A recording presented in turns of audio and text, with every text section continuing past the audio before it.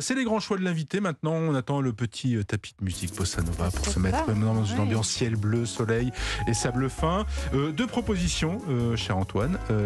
Évidemment, difficile de choisir. Vous n'avez pas de joker. Voilà, vous connaissez le principe. Alors, plage ou montagne? Là où il n'y a pas de soleil.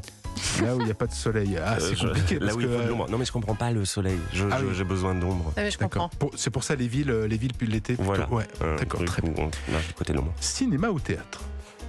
Cinéma en tant que spectateur, parce que moins de prise d'otage, plus sûr. Théâtre en tant qu'acteur, parce que si on rate un soir, on peut rattraper le lendemain. Ce que je me disais, donc moins frustrant. Alors qu'on rate un jour au cinéma, on attend 2 ans avant de voir que.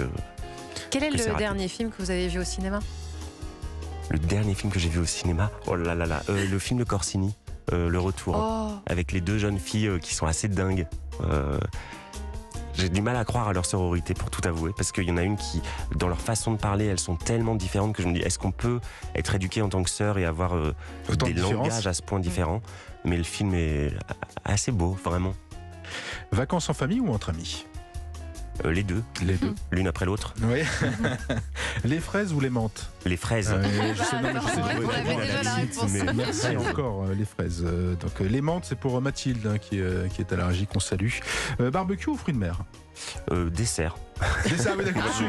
Sucre. Ouais, sucre, bien sûr. Sucre. Alors, personne ne vous a dit le sucre, c'est mauvais, c'est Si, on me le dit tous les jours, mais c'est la vie quand même. Ouais, donc, Comme le gras aussi, c'est la vie. Oui, mais le sucre, visiblement, Non, là. Donc, d'accord. bronzage ou parasol? Parasol, vous avez vu ma peau? César ou Palme d'Or? Les deux. Les deux. Mais pourquoi se contenter d'un? Non, je sais pas. Non, Palme d'Or. Le César, il était pour vous. Ouais, mais Palme d'Or, il y a dire. quelque chose de. Franchement, c'est l'équipe. C'est beau quand même, une Palme d'Or. J'avoue, c'est joyeux. Ça a été une fête? Une grosse fête.